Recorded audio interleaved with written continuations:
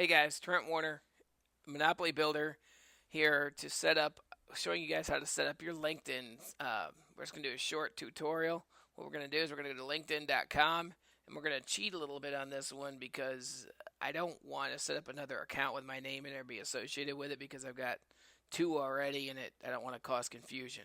Okay, so what we're going to do is I'm going to hand you off to a YouTube video that actually explains this. But when you go to linkedin.com, see, it says join LinkedIn today. You're just going to put your name and information in there and push join. And now I'm going to flip you over to the YouTube video to take you through the rest of the setup.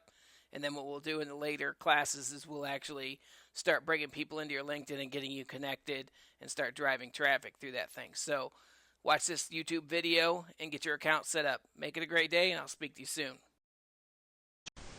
Welcome. We're going to be learning how to simply log on to LinkedIn and create a profile. So I've just created a fictional one, Mortgage Acceleration, with an email. I'm going to go ahead and just simply press continue. To find LinkedIn, it's simply linkedin.com. So we're just going to fill in everything it asks. A password, where you're from, whatever company you choose to use here, and then obviously pick an industry. Then press join LinkedIn. Now there are a number of things you can use here. If you're looking to find a job, find consulting, I would recommend you just take a look and see what, LinkedIn is a phenomenal resource when it comes to networking. You can meet people, you can find jobs, you can find clients and customers. It's a phenomenal tool for internet marketing.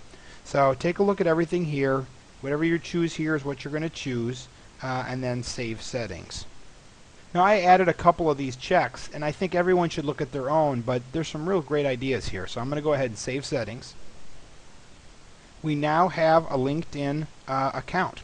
Now the next thing it wants to do is share knowledge and tap into relationships. So the way it does it is it's going to ask you for your web email contact. So let's just say we wanted to use Yahoo, and the reason why I picked Yahoo is because that's the email that I created this account with. Now if you have a number of these, I would encourage you to send them all. So it's going to ask you to log in to your Yahoo account, or you can simply use your whatever address book you have on your computer. But you press login. It's going to ask you for a password. And then this is just a Yahoo account that I set up here. So it's going to ask you for permission to get access. You press I agree. And then what it's going to do is just actually send and import all of your contacts. Now both of these are fictional accounts, so I don't have my real accounts here, just a couple of people that are on here. And then they're going to go ahead and send them invite selected contacts. It says you must confirm your email address before sending invitations. To do that, we simply just click on the checkbox here and invite selected contacts. So to confirm, I simply went to my Yahoo. I'm going to go ahead and it's asking, please confirm your email address.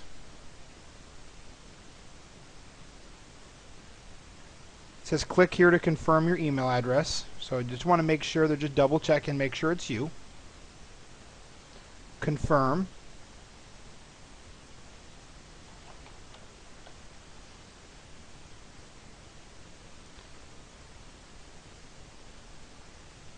And we're back in again. So quickly we're going to do one more time.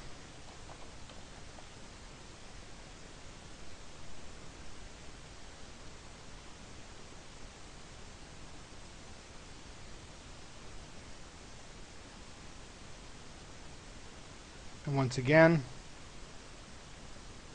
So now that's going to send an invitation for any of the people that you have on here. And you can do this for a number of different email services. I said Hotmail, AOL, Yahoo, Gmail, your own Outlook calendar. The more contacts you have, the better. Now if you notice, you'll see 2 invitations have been sent. You'll also see down here it says only 25% of this has been filled. So we're going to go ahead and pause right now. We're going to do a second video specifically on how to finish your profile. Hi, this is Mark Matson from KeenPath, and this is video part 1 of the How to Get the Most from LinkedIn series. I will be covering the first essential steps to building out your LinkedIn profile to get found.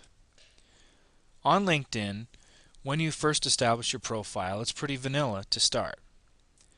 You have current position, education, maybe a link to your company website, and you have pretty much a blank slate to work with. There's some first steps that you'll want to follow to help people to find you easily, and also to maximize the search engine optimization on your LinkedIn profile. Meaning that if you put the right keywords on your page for your industry or your business, people, when they're searching for you either on LinkedIn or sometimes off, they may land on your profile, and that's just more traffic for you to your profile. But the first thing to do is to customize it by personalizing it. Upload a photo off of your computer and use the resize tool to resize it to be fitting on the LinkedIn site.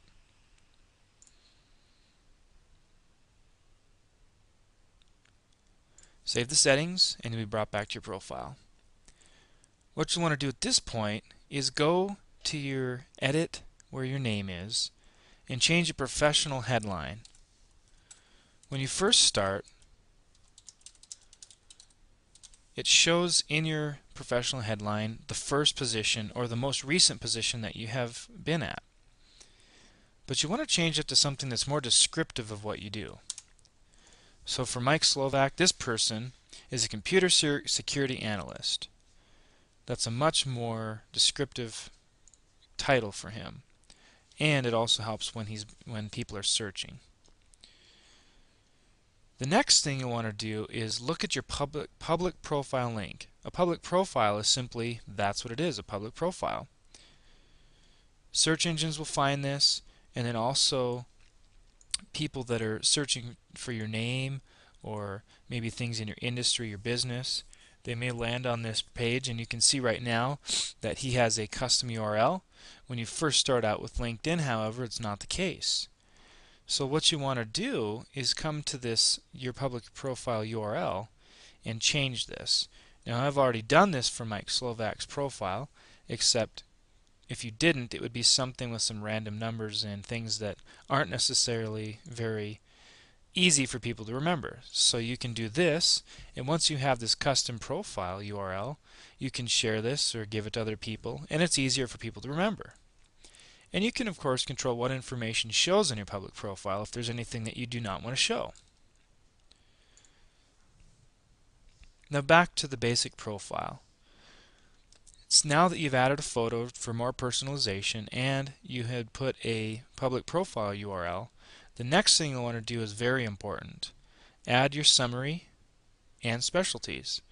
This doesn't have to be anything lengthy or super long, except it is something that you'll want to fill out to show what your experience is and some of your goals, and also adding specialties in there, things that you specialize in, things that you are an expert at and that you can offer as a service or a product. Now, the nice thing about the summary and the specialties are typically the first thing that somebody sees on your profile. So it's your elevator pitch, if you will. And remember that anything you add in here also is part of the search results when people are searching on LinkedIn on or off the site. So a well built out summary and specialty section is important. Now you can go down through the list and you can start editing and adding old positions or current positions and asking for recommendations and adding company websites. But what I would recommend first is focusing on these basics to get you started so that your profile is easy for people to find you, whether you're currently connected to them or not. This is Mark Matson from KeenPath, and this is video part 1.